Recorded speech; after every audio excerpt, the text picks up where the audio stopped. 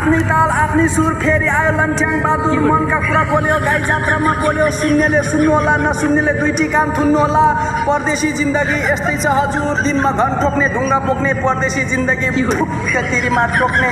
जय कल्याण घर मेरो सल्यान यस्तो दुःख हुन्थेन बा आमा एकचोटि किन हल्यान काम सम्झ्यो यतै दिक्क ऋण सम्झ्यो उतै दिक्क महिनाभरि मालपानी बगाउँदा 2000 सेलेर आउँछ त्यही पनि टिका पुलुस 4%मा ठिक्क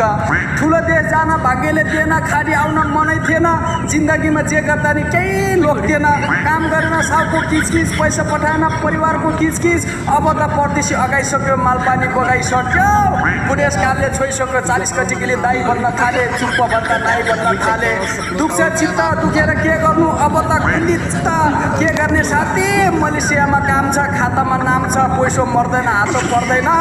हिसाब किताब कुल कमाई घर जाँदाखेरि फुल समाई